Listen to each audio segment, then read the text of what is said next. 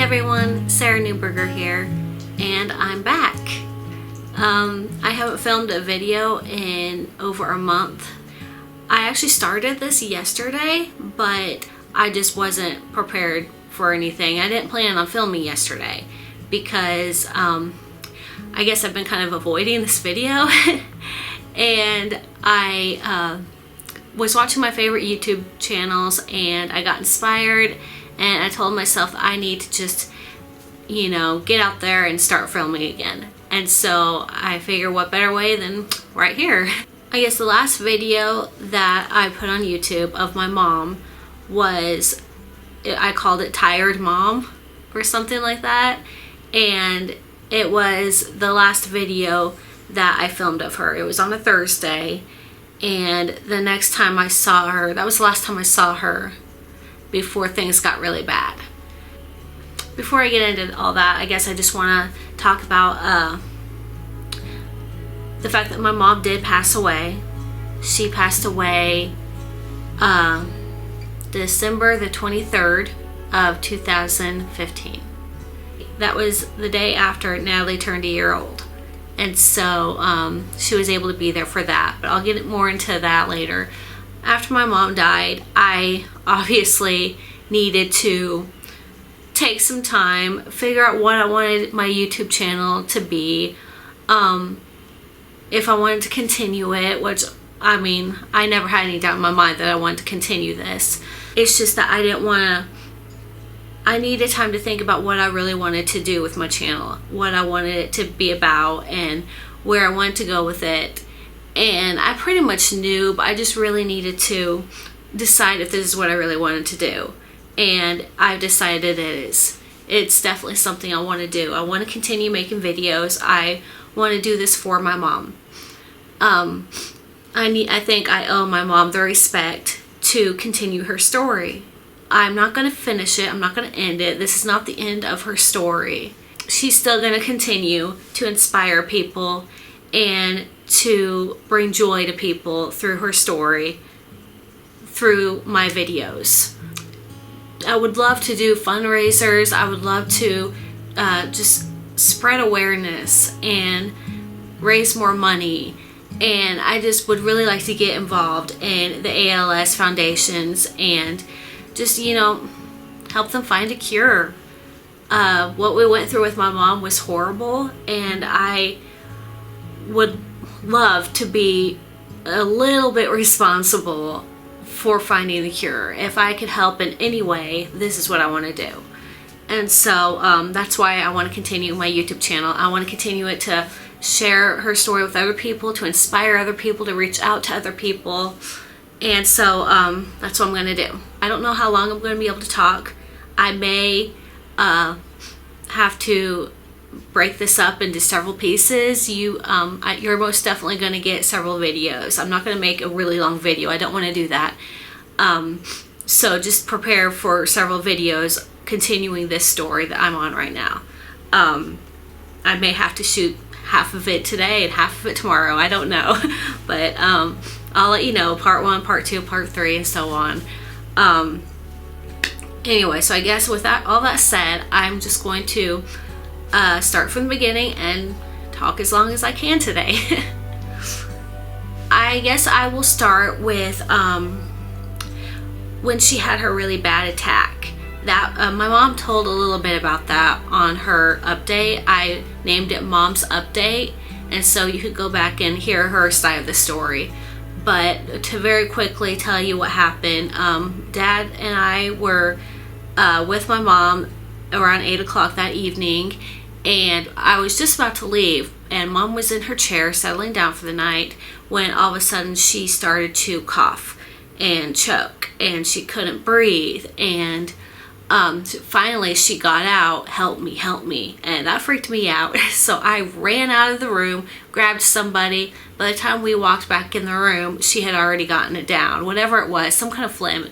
She couldn't get it up, she couldn't get it down. It was just stuck right there choking her, and it was very scary for her. But she finally got it down, and I didn't want to leave her that night, but I knew I had to, and so I just made sure that Dad knew make sure you watch her. And he did, every time he was there, he kept an eye on her. That was on Thursday or Friday, I think. But then the following Monday, we got a phone call from one of the employees at Hilltop saying that Mom was having a really rough morning. She had phlegm in her throat. She couldn't get it up. She couldn't get it down. She was just having a lot of problems. She wasn't eating. She couldn't swallow. She wasn't talking. And, that was pretty scary for us. I mean, to get a phone call at 8 a.m. saying that Mom's not doing too good, I mean, you need to take that seriously. And so they called Dad, they called my sister in Kansas City, and they called me. And I guess Mom was one that wanted them to call. Mom was scared. She knew something was happening. Even if we didn't know, she knew something bad was happening. And so she wanted to make sure that everyone was called.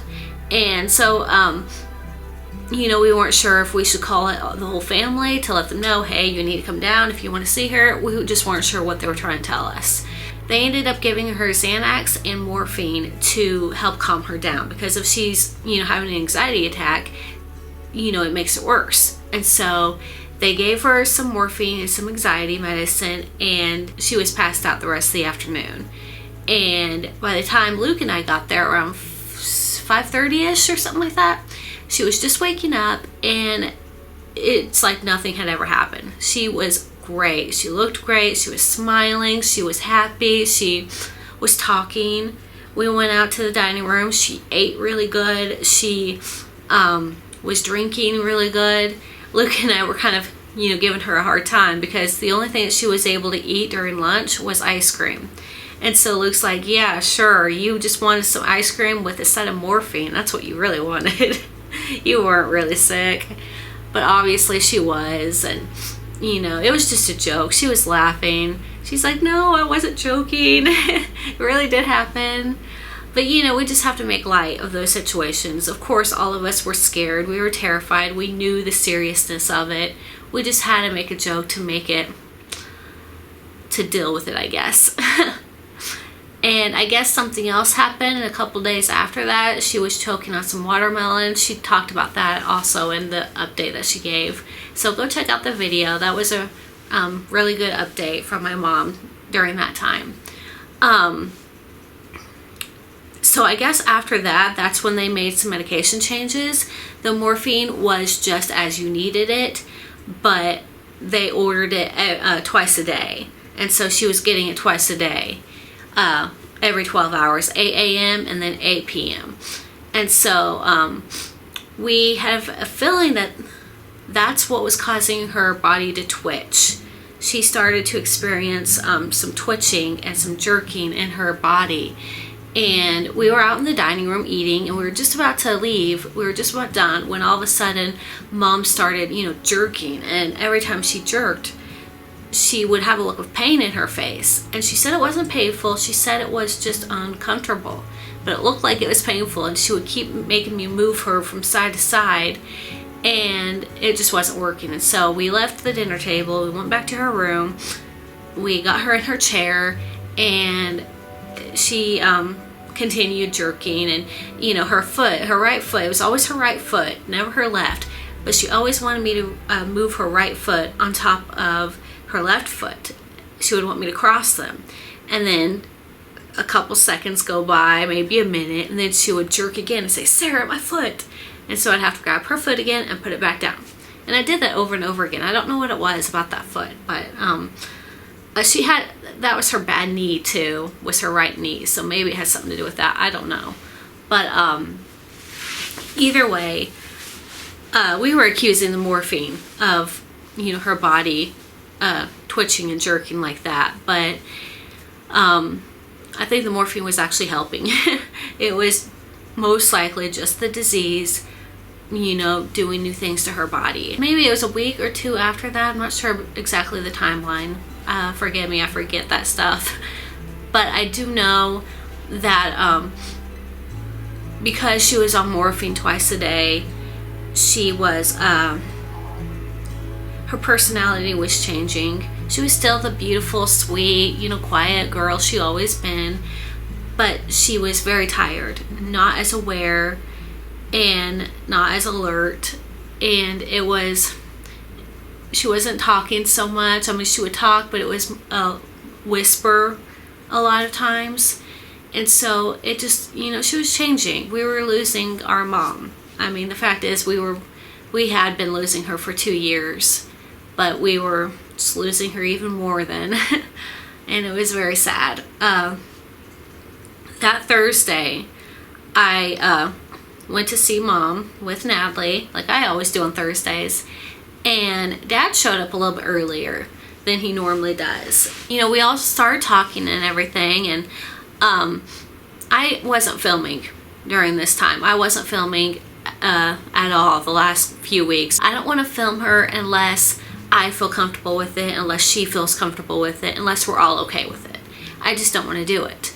And the last few weeks, I had not felt comfortable with it because she was not herself. She was changing. She was more tired. She was more sick. She was weaker, and she just wasn't feeling good. And so I wasn't filming. But that day, she started talking. It wasn't like a very clear talk. She was still very struggling to talk. It was very raspy, very low, very quiet. So you still had to, really listen to hear her. I saw a little bit of her spirit, her old spirit, come out during that time we were talking. Can't remember what we were talking about or what she said, but I just know that she started making jokes and stuff, and that really got my attention. I'm like, oh wow. And I remember just loving to hear that. I loved to hear that because we weren't getting too many of those good, moods from her. And so I just told myself, you know what? I need to get the camera out. I need to film her. I need to film this. Even though she's tired, even though she's not feeling the best, her spirit is still coming out, and she's still making the motivation to, enjoy our company. And that really meant a lot to me, and I really wanted to capture that on film. But of course, right when I turned on the camera and started filming her, she was starting to fall asleep. And so that is what you saw on that video, was her, falling asleep, and she couldn't keep her eyes open. And I guess at that moment, I just wanted people to see how Mom was at that time. Even though it wasn't the best, I just thought people would like to see what's going on with, my mom. Even though it wasn't very pleasant. But we went out there to eat, and she ate pretty good. I mean, it wasn't like, she was scarfing all her food down, but I think she ate pretty good. And that was the last time I saw her before things got really bad. Saturday the 12th, I remember that day because that was December the 12th. We had our Sunday school Christmas party that day, and every Sunday my mother-in-law Kathy takes Mom to church with the Hilltop van because it has a wheelchair lift, and I love Kathy for that. Kathy will have no idea how much we all appreciate it. That was my mom's wish, was to go to church as long as she possibly could every week. And without Kathy's generosity to volunteer to help her every Sunday, she would not have gotten to go to church. And so thank you, Kathy. If you're watching this, I'm going to make you watch this. I guess the very next day was going to be iffy on the weather. Like, we had some snow coming in, and we just weren't sure what was going to happen. And Kathy didn't want to take Mom out if it was going to be snowy or icy or whatever. And so she just wasn't sure what she should do. And so she called me to ask me my opinion. So I told her I'd call her back after I looked at the weather and everything. And I talked to Luke and asked his opinion. And a few minutes later, she called me back and said, you know what, Sarah, I jumped the gun calling you because I just got a text from your dad. And he said that Mom wasn't going to go to church tomorrow. And immediately I got a bad feeling when I heard that. I knew that Mom wasn't doing too well. And so hearing anything like that freaks me out. And so I immediately called my dad to ask what was going on. And he said that Mom was just having a rough day. And she wasn't eating her dinner. She wasn't talking. And she was just getting weaker and tired. And that really scared me. Like my whole body, I could still remember that feeling. It was like an empty, hollow feeling when he told me that. And I needed to be there like that night. I mean, he told me not to be. He said that she would just be sleeping, so don't come. She's not up for company. And so I respected that.